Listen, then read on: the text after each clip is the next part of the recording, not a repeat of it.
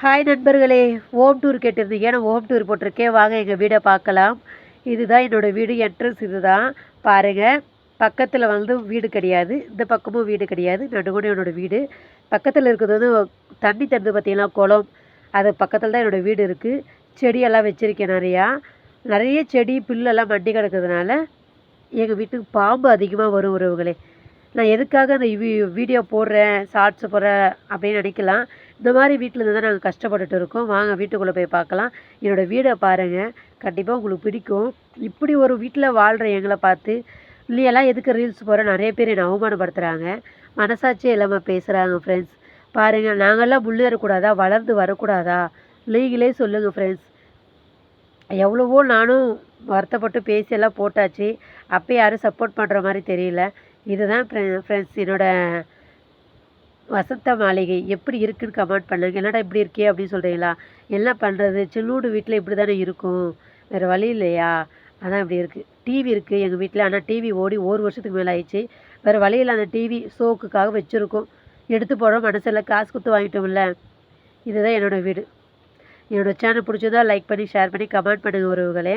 என்னோடய வீடியோ பாருங்கள். யாரும் கிண்டல் பண்ணாதீங்க, யாரும் கஷ்டப்படுத்தாதீங்க, சரிங்களா? பாருங்கள், என்னோடய வீடை நல்லா சுற்றி பாருங்கள். அழகாக இருக்கா? கமெண்ட் பண்ணுங்கள், சரிங்களா? இங்கே பாருங்கள், கிச்சனுக்கு வந்தாச்சு. கிச்சன் செவுரு ஸ்லாப்பில் பாத்திரமெல்லாம் கவுத்து வச்சுருக்கேன். அந்த செவுரு தான் அப்படி தெரிச்சிருக்கு. இதுதான் என்னோடய வீடு கிச்சனு. கிச்சன் வீடு படுக்கிறது எல்லாமே ஒரே இடம் தான், நடுக்கொண்டு தடுப்பு வச்சுருக்கேன், அவ்வளோதான். மல்லிகை ஜாமான் ஒன்றுமே இல்லை, எல்லாமே காலி டப்பா தான் அங்கே வச்சுருக்கேன். இதுதான் எங்கள் வீட்டு சாமி ரூமு, ஓகேங்களா? சாமி ரூம் போயிட்டு சாமி ரூமு. அடுத்தது இது எங்கள் வீட்டு ஃப்ரிட்ஜ் இருக்குது. ஃப்ரிட்ஜு ஓடலை, 1 வருஷமாக ஓடாமல் இருக்குது. ஃப்ரிட்ஜ் இருக்குது, அவ்வளோதான், சரிங்களா?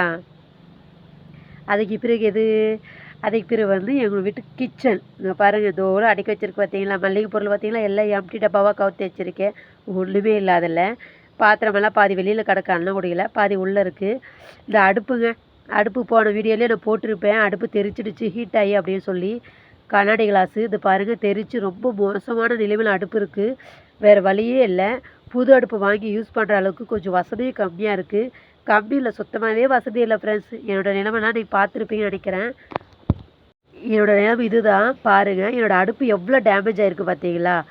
இந்த அடுப்பில் தான் நான் யூஸ் பண்ணிகிட்டு இருக்கேன். இதில் ஒரு குண்டானை வச்சு ஒரு டம்ளர் அரிசி போட்டு சமைக்க முடியல. அப்படியே ஆடுது அடுப்பு. அந்தளவுக்கு கஷ்டமாக இருக்குது.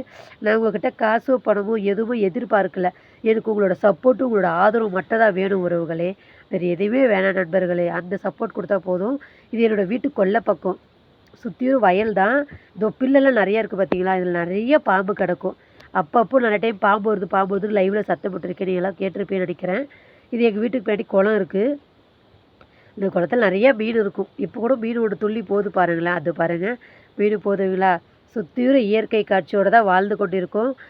மன நிம்மதியோடு தான் இருக்கும். இல்லைன்னா மன நிம்மதியாக இருந்தால் மட்டும் போதுமா? பணம் காசு வேணும் இல்லையா? மல்லிச்செடி, செம்பருத்தி செடி, நிறைய செடி கொடியெல்லாம் வச்சு ஆளாக்கிட்டு இருக்கோம். வீட்டுக்கு ஒரு மரம் வளர்ப்புன்னு சொல்கிறாங்க இல்லையா? நான் வீட்டுக்கு நிறையா மரமே வளர்த்துட்டு இருக்கேன். இது என்னோடய வீட்டு கொல்லை பக்கம் வாசப்படி. இதுதான் பார்த்துக்கங்க. சுற்றிலும் இயற்கையாக தான் இருக்குது. இந்த இயற்கை யாருக்கெல்லாம் பிடிக்கும்னு சொல்லி மறக்காமல் ஒரு கமெண்ட் பண்ணுங்கள். நல்லா இருக்கா நல்லா இல்லைன்னு தயவுசெய்து கமெண்ட் பண்ணி. சுற்றிலும் இயற்கையாக தான் இருக்கும். இந்த இயற்கை உங்களுக்கெல்லாம் பிடிக்குமா? சொல்லுங்கள் ஃப்ரெண்ட்ஸ், சொல்லுங்கள் நண்பர்களே, சொல்லுங்கள் உறவுகளே. பிடிச்சிருந்தா மறக்காமல் என்னோடய சேனல் சப்போர்ட் பண்ணி ஒரு கமெண்ட் பண்ணி ஒரு லைக் பண்ணுங்கள். வேறு எதுவும் இல்லை, அவ்வளோதான்.